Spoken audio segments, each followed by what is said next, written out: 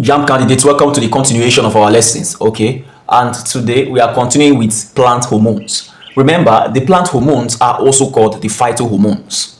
Plant hormones are also referred to as what? The phytohormones. All right, on the table you have on the screen, looking on the left hand side of the table here, we have the hormones. All these are the types of plant hormones or the phytohormones. We have auxins, we have gibberellins, we have cytokinins, we have ethylene or ethene, and we have abscisic acid. All right, so 5 of them. Okay, these are the major phytohormones. All right, so we are going to look at each of them. We are going to look at their function and their application. Okay, the first we have here is auxin. And auxin elongates plant. Okay, it helps with plant elongation. All right, it also helps with tropism, the kind of movement of plant that is called tropism. All right, so it's a movement towards a stimuli. There's a stimuli. All right, for example, phototropism. Okay, like what we have here, phototropism, like towards light. So it is auxin that is responsible for that movement of plants in the direction of light. All right, and also auxin also help in root development. All right, it helps in what? Root development. And what is the application of auxins? Okay, it's applied rooting hormones. Okay, and weed killer. It is used as what? Rooting hormone and what? As weed killer. It is auxin. Okay, it's auxin that is used in most of those weed killers. It's auxin that is used. All right, so the second we have here is gibberellins. Okay, and gibberellin function as stem elongation. It elongates stems. Okay, and one of the key function of gibberellin is to elongate stems. Okay, remember, for auxin is cell elongation. Okay, but for gibberellin is stem elongation. All right, also gibberellin also helps in what? Seed germination. Okay, that's stopping seed dormancy. All right, the application of this hormone is in the promotion of growth in plants. Okay, where we use it to promote growth in plants. All right, the next hormone we have here is cytokinin. Okay, and cytokinin function as a stimulator or a trigger for cell division, and it also delays aging. Okay, in leaves. It delays what? Aging in leaves in plants. All right, it delays what? Leaf aging. All right, the application of cytokinin, okay, or cytokinin is in tissue culture. All right, in tissue culture, whereby tissue are cultured in the laboratory and grown. Okay, in the laboratory. Okay, so that's where we use the cytokinin. The next we have here is the ethylene. And what is ethylene used for? Ethylene is used for fruit ripening and what? Leaf fall. Something called a process called abscission. All right, it is ethylene that is responsible for fruit ripening, the ripening of fruit, and leaf fall, also known as abscission. Abscission is not only leaf fall. Okay, whatever part of a plant that fall off on its own is known as abscission. Abscission can be the fall of a branch. Branch don't dry.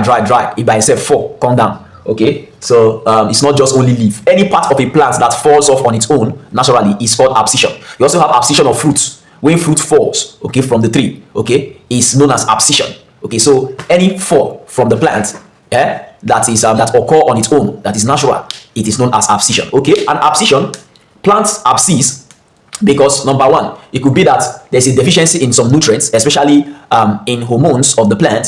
Okay, there could be deficiency, or there could be deficiency in some macronutrients. Okay, or the plant also use that as a method of waste removal. Okay, so when something is in excess in the plant, it uses the leaf to remove it. Okay, it uses abscission because it's too much. You just that leaf just falls off, and it uses that one as a medium to dispose the waste that is found present there. All right, so the hormone that is responsible for abscission and fruit ripening is what? Ethylene or ethene. Okay, so the application of this ethene is what? In artificial fruit ripening. Okay, ripening of fruits artificially, whereby you pluck the fruits when they are not ripe yet. Then you do what? You use ethene to ripen the fruit at home. Okay, that's you ripen the fruit away from the plant. All you need to do is to just put ethene or ethylene on the fruits, and after a few days the fruits are all ripened. All right, so let's look at the final one. The final one we have here is abscisic acid, and the function of abscisic acid is dormancy, and it helps to what? Close stomata. So abscisic acid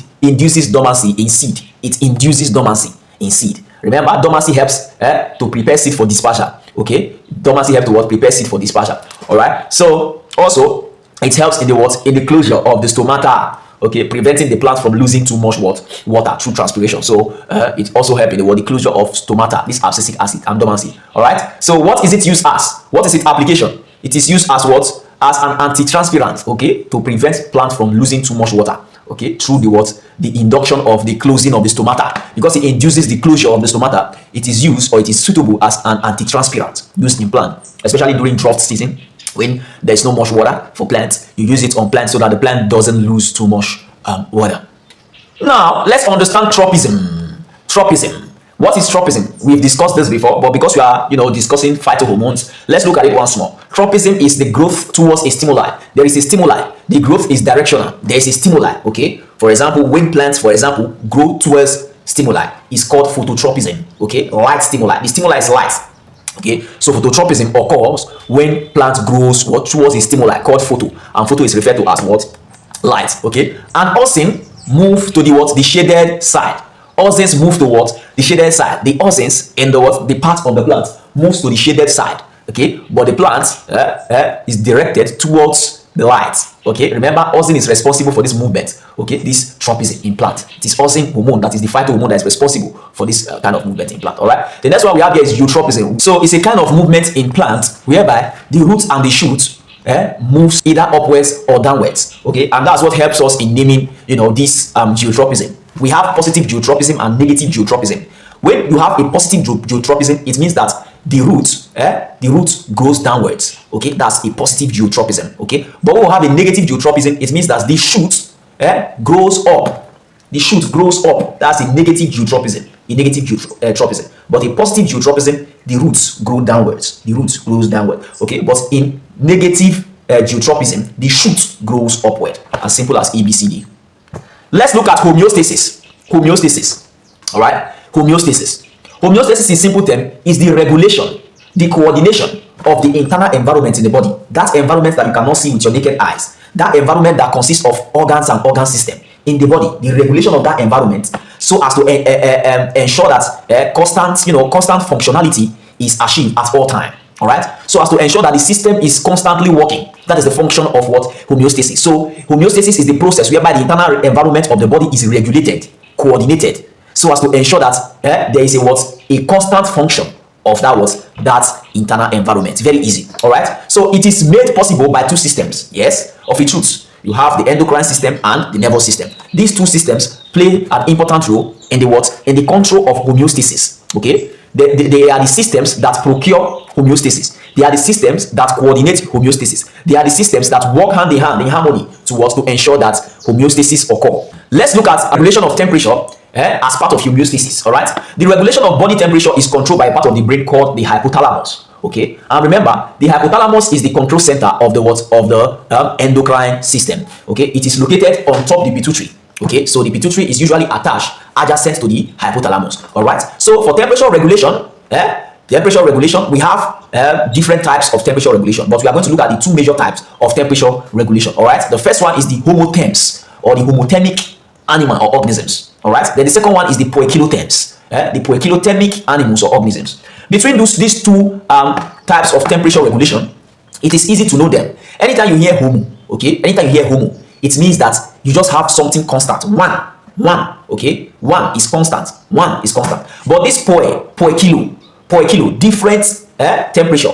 Poikilotherm, different temperature. So the temperature is variable, okay? But for homeotherm, the homeotherm has a constant temperature, which is usually 37 degrees Celsius, though it has a range. It's between 36.5 to 37.5. Okay, so that's the range. Okay, it has one constant temperature range. Okay, but for poikilotherms, it is variable. Okay, variable. Now them that they call cold-blooded, these poikilotherms, they call them cold-blooded. Okay, because their temperature is variable depending on the temperature of the surrounding. Okay, it's variable depending on the temperature of the surrounding. Why these homeotherms are called the warm-blooded? Because they have just one constant temperature. Okay, warm-blooded animal, just one constant temperature. Okay, because the temperature range, okay, is warm. Okay, between 36.5 to 37.5. All right, is warm. All right. So examples of organisms that has a homothermic temperature regulation is birds and mammal. All the birds are mammal. Okay, they are mammals and birds. They are homotherms, okay, homothermic animals. All right. Therefore, the poikilothermic animal, also called cold-blooded animal, you have reptiles and fish. You have snake inside reptile. You have crocodile. You have lizard. They are the cold-blooded animals. All right. Now let's look at the mechanism of how our body, especially we humans, how our body conserve heat or excrete heat, okay, in the process of regulation of our temperature. Okay, how does the body regulate our temperature? All right, remember that I've discussed this topic before. I have a separate video for this particular topic, how the skin regulates. I actually used a Jamb question to treat it. What happens, okay, during the cold, and what happens during heat? How does the skin regulate temperature? All right, now let's look at it. The temperature in the body is mostly regulated by the skin most of the time. Though it is not only the skin that helps to regulate the body temperature, the lungs also play a role.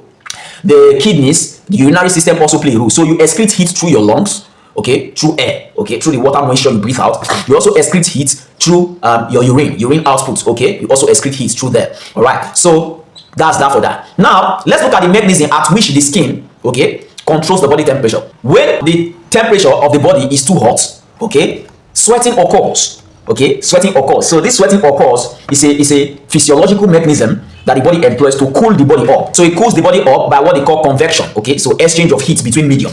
Okay, exchange of heat. The body exchanges the heat into the water, and that water is excreted from the body as sweat. Okay, so the heat from the body is exchanged with water, and the water is what excreted outside the body. So the body uses that water to remove the heat, okay, through convection. So during this when the body is hot, the temperature of the body is hot, something occurs that leads to sweating. It is called vasodilation. Okay, vasodilation means, you know, widening of the blood vessel. Vessel means blood vessel. Dilation means widening, opening. All right. So when the blood vessel widens, it allows more blood to flow towards the skin. Okay, thereby allowing for more heat to be removed through the skin by what? Sweating. More heat will go because more blood now flow towards the skin. So more heat will be what?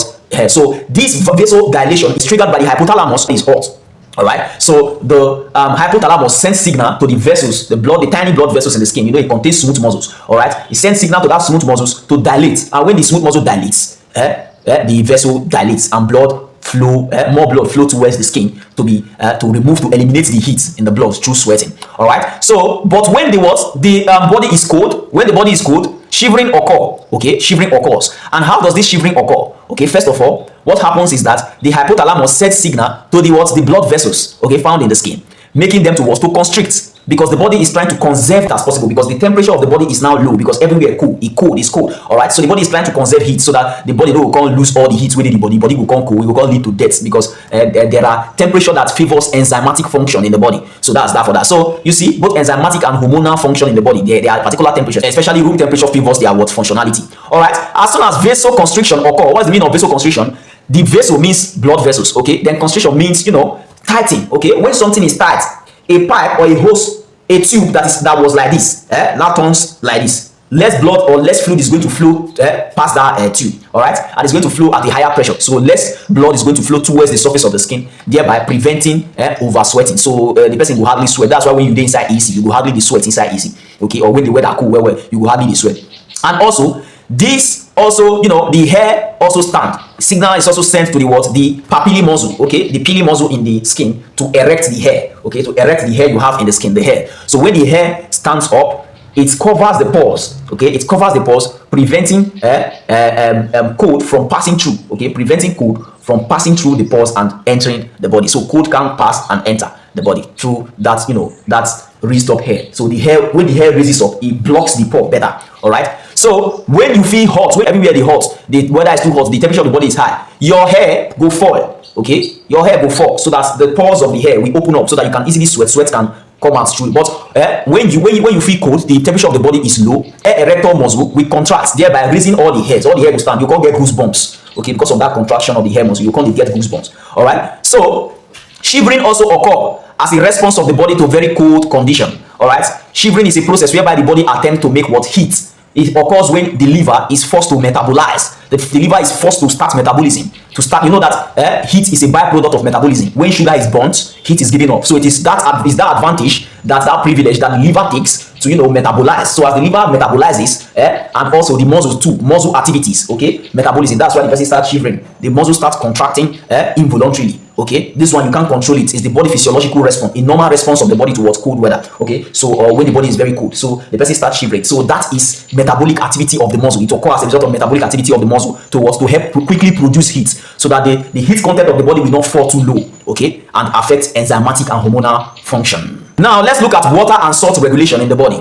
Water and salt regulation in the body. Water regulation in the body is also known as osmoregulation. Salt regulation is also known as osmoregulation. It's all about regulating the osmolarity of the blood. All right, you are regulating water.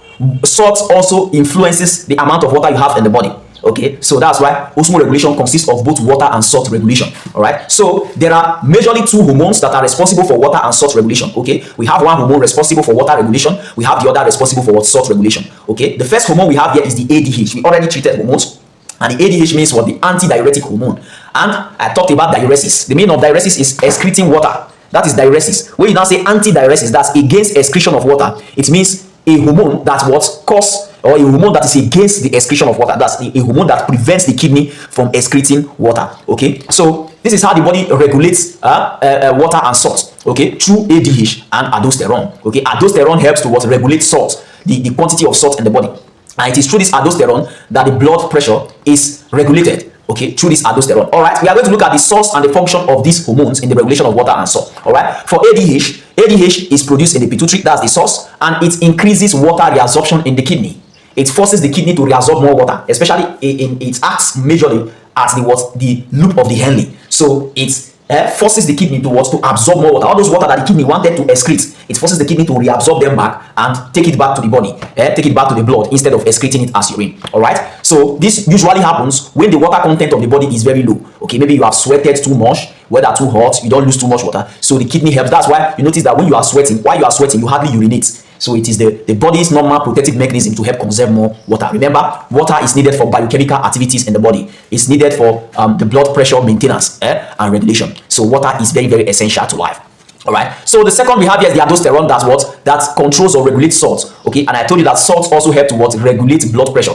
That is the function of aldosterone, to regulate salt as it regulates blood pressure. And it is produced via in the adrenal gland. This aldosterone is a mineralocorticoid hormone. It's called what? A mineralocorticoid hormone. It's under the mineralocorticoid. Okay, under the what? Mineralocorticoid. All right, so and the function of this aldosterone is to increase salt reabsorption. It helps to reabsorb salt, especially when the body is losing too much water. Okay, when the body is losing too much water, it conserves salt, and this salt conserved prevents the body from losing more water. So when there is salt retention in the body, there is also water retention. When salt is retained in the body, it increases the osmolarity of the body. Okay, it increases the osmolarity of the blood. Okay, when salt is retained in the blood, so thus preventing water loss. All right, you can see how both work hand in hand to ensure that water and salt balance in the body is regulated. Let's look at the diagram of the nephron. All right, remember, nephrons are uriniferous tubules. You can also call it uriniferous tubule. They are these microstructures found in the kidney. Remember, in the kidney you have up to 3 billion nephrons in the kidney. All right, in one kidney you have up to 3 billion nephrons. Okay, they are microscopic, tiny, you can't see them with your naked eyes. Okay, and they are what? The functional units of the kidney, nephrons. All right, so this one is the diagram of a typical nephron. Okay, this side one nephron, this side another nephron, both attaching to a collective dot. It is this collective dot that collects the urine form and send it to the pelvis of the kidney. It empties in the pelvis of the kidney, whereby the pelvis elongates to form the ureter. Okay, and the ureter attaches to the bladder where urine is temporarily stored before it's excreted from the body. Okay, so this is a nephron. Okay, this is a nephron. And we have various parts of the nephron. I'm going to explain the various parts of the nephron to you, and I will explain their functions. I've explained this before, but I think I didn't explain it with diagram. But here we are using a diagram to explain it. More reasons why I brought it here, so that you understand the role that the kidney has to play in osmoregulation. All right. So in the part of the nephron, we have the Mappifian layer of the nephron. The Mappifian layer of the nephron is this place, this up here, and it consists of the Bowman capsule. This place we just round like this is known as the Bowman capsule. Okay. And we also have the glomerulus. The glomerulus is found inside the Bowman capsule. Okay, all these capillaries inside the Bowman capsule. It's known as the glomerulus. All right, and the source of blood to the glomerulus, where blood they pass, they enter the nephron, and where blood they pass, they leave the nephron. Okay, it has two ports. Okay, the first port is the afferent arteriole. Okay, and you also have the efferent arteriole. I taught you not quite long ago when we were treating nervous system. I taught you that anywhere you see afferent, it means that something is coming. Something is coming towards the source. But anywhere you see efferent, it means that something is going outside, away from the source. So here now that we are talking about blood, afferent arteriole means that it is through that arteriole that blood enters the nephron. Efferent arteriole, it means that it is through that arteriole that blood leaves the nephron. Very easy. So as the Bowman capsule continues to elongate downwards, it forms a coily tube called the proximal convoluted tubule. Proxima means closer to the Bowman's capsule. That's proxima. Proxima means closer. Proxima, closer, proximity, closer convoluted tubule. And in this closer convoluted tubule, this is where the first filtration of electrolytes occur, the proximal convoluted tubule receives the glomerulus filtrate. Remember, when blood enters the glomerulus through here, it goes inside the glomerulus and is filtered off. When the blood is filtered, the blood returns back, okay, to the what? The renal vein via this what? This efferent what? Arteriole, okay. So the blood that the thing where filter come off for the blood, okay, the blood enters here, enter inside the glomerulus, is filtered and is returned through this what? Efferent arteriole to the what? To the renal vein. All right. So the waiting filter come off for inside the blood goes inside this tube. It's called glomerulus filtrate. It enters through this tube and it goes down to the what? The proximal convoluted tubule. And it's in this proximal convoluted tubule that those molecules are, you know, some of the useful molecules in that glomerulus filtrate are filtered off. Okay, they are filtered off. Molecules such as sodium. Remember, the glomerulus filters large molecules such as blood cell, like red blood cell. Red blood cell doesn't pass through. Also protein. Okay, that's what it filters mostly, and also white blood cell too. All the blood cell, no one they pass through, and proteins to all those large molecules. So the molecules that the glomerulus couldn't filter, okay, it is the proximal convoluted tubule, those useful molecules or electrolytes that the glomerulus couldn't filter. The proximal convoluted tubule filters them off, okay, and the proximal convoluted tubule sends it, okay, to the what? The interstitial fluid. Okay, all here like this, all here is surrounded with what? Interstitial fluid. So the proximal convoluted tubule sends these useful molecules towards the what? The interstitial fluid. Okay, because through the interstitial fluid is going to be returned back to the bloodstream. All right. Then the infiltrate that passes through the proximal convoluted tubule goes down to the loop of the Henle. Okay, and it's at this loop of the Henle that reabsorption of water occurs. Okay, reabsorption of water occurs here at the loop of the Henle. All right, so this is where the ADH function. This is where the ADH acts, the antidiuretic hormone. Okay, so it helps to reabsorb water. Okay, so more water are reabsorbed depending on the quantity, the content of water in the body. Okay, so if you send ADH, if ADH is released into the bloodstream, it makes this, you know, it stimulates this loop of the Henle to absorb more water. Okay, absorb more water from this urine that is trying to make. Okay, so absorb more water from this filtrate. But if ADH is not present in the blood, it wasn't secreted, water is going to be excreted. It's going to continue that way. Okay. But if the loop of the Henle is absorbing more water, the water goes away from this tube and enters the interstitial space. Okay, the interstitial space, and it's going to be, you know, interstitial space is also part of the intracellular fluid. So it is returned to the bloodstream through the what? Intracellular fluid. All right. So all the water that is reabsorbed by the loop of the Henle. Okay. So here the distal convoluted tubule, the leftover continues and goes to the distal convoluted tubule. It is in this distal convoluted tubule that what happens here? Absorption of salt happens here. Okay, that hormone aldosterone acts on this distal convoluted tubule, forcing it to absorb salt and also minerals like potassium, electrolytes like potassium, and the rest. So it is here that they are absorbed. Okay, they are absorbed into the what? The interstitial fluid. All right, absorbed into the interstitial fluid. So depending on the salt content, okay, and the water content of the body, that's what's going to determine if aldosterone is going to be secreted into the blood to force the distal convoluted tubule to absorb salt. Okay, from the urine that is forming. So immediately as it passes the distal convoluted tubule, what you have there, the fluid you have there is now ready. It's now highly rich in urea. Okay, highly rich in urea, uric acid,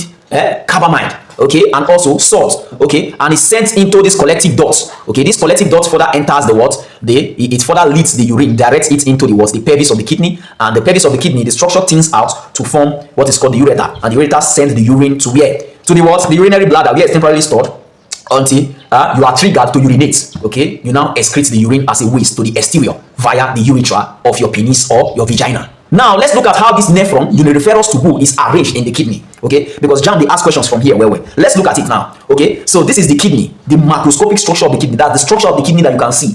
But the microscopic structure of the kidney is the structure of the kidney that is invisible, like the one we just treated, this nephron. Okay, it is microscopic. So let's look at how this nephron is arranged in the kidney. So we already labeled everything. You can see the afferent and the efferent arteriole.